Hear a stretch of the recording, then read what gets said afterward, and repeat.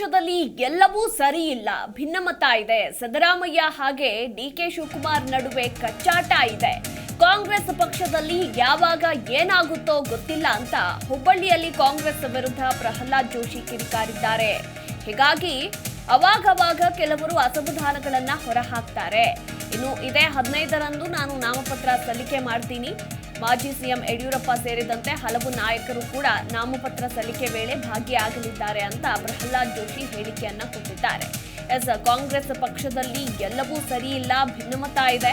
Siddaramaiah DK Shivakumar ನಡುವೆ ಕಚ್ಚಾಟ ಇದೆ. ಕಾಂಗ್ರೆಸ್ ಪಕ್ಷದಲ್ಲಿ ಯಾವಾಗ ಏನಾಗುತ್ತೋ ಗೊತ್ತಿಲ್ಲ.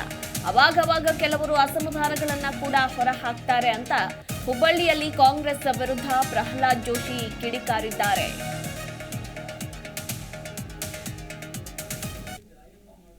ನಾನು ಮೊದಲಿಂದ ಹೇಳ್ತಾ ಇದ್ದೀನಿ, ನೀವು ಎಲ್ಲ ಕೇಳಿದ್ದೀರಿ. ಕಾಂಗ್ರೆಸ್ ಪಾರ್ಟಿ ಒಳಗೆ ಎಲ್ಲವೂ ಸರಿ ಇಲ್ಲ. ಬೇಸಿಕಲಿ ಮುಖ್ಯಮಂತ್ರಿ ಉಪಮುಖ್ಯಮಂತ್ರಿಗಳ ಮಧ್ಯೆ ತೀವ್ರವಾದಂತಹ ಭಿನ್ನಾಭಿಪ್ರಾಯ ಇದೆ. ಇದ್ರ ಜೊತೆಗೆ ಇವ್ರಿಗೆ ಯಾರು ಪ್ರವೋಕ್ ಮಾಡಿದ್ದಾರೆ ಗೊತ್ತಿಲ್ಲ, ಅಥವಾ ಇವ್ರನ್ನ ಯಾರನ್ನ ದೂರ ಇಡಬೇಕು ಅಂತ ತೀರ್ಮಾನ ಮಾಡಿದ್ದಾರೆ ಅಂತ ಅನ್ನೋದು ಎಲ್ಲರಿಗೂ ಗೊತ್ತಿದೆ. ಹಾಗಾಗಿ ಅವರು ಆಗಾಗ ತಮ್ಮ ಸಿಟ್ಟನ್ನು ಹೊರಗೆ ಹಾಕ್ತಿರ್ತಾರೆ. ಕಾಂಗ್ರೆಸ್ ಪಾರ್ಟಿ ಯಾವತ್ತೂ ಇಡೀ ದೇಶಾದ್ಯಂತ ನೋಡಿ, ಕಾಕಾ ಕಾಲೇಲ್ಕರ್ ಕಮಿಟಿಯಿಂದ ಹಿಡಿದುಕೊಂಡು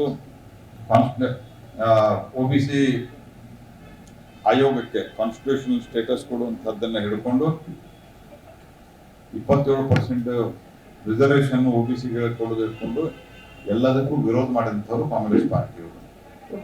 ನಾನು ಮೊದಲಿಂದ ಹೇಳ್ತಾ ಇದ್ದೀನಿ, ನೀವು ಎಲ್ಲ ಕೇಳಿದ್ದೀರಿ. ಕಾಂಗ್ರೆಸ್ ಪಾರ್ಟಿ ಒಳಗೆ ಎಲ್ಲವೂ ಸರಿ ಇಲ್ಲ. ಬೇಸಿಕಲಿ ಮುಖ್ಯಮಂತ್ರಿ ಉಪಮುಖ್ಯಮಂತ್ರಿಗಳ ಮಧ್ಯೆ. ಜಿ ಕನ್ನಡ ನ್ಯೂಸ್ ಈಗ ನಿಮ್ಮ ಮನೆಯಲ್ಲೇ ನೋಡಿ. ಎಲ್ಲ ಕೇಬಲ್ಗಳಲ್ಲಿ ಈಗ ಲಭ್ಯ. Sun Direct 292, Jio TV 1334, U Digital 162, City Cable 51, GTPL 17, Abhishek cables 821, Rock Line telecommunication 51, Shri Basaveshwara number 60, Vinayaka digital number 53, in digital number 896ರಲ್ಲಿ. ನಿಮ್ಮಿಸ್ತದ ಜಿ ಕನ್ನಡ ನ್ಯೂಸ್ ನೋಡಿ ಆನಂದಿಸಿ.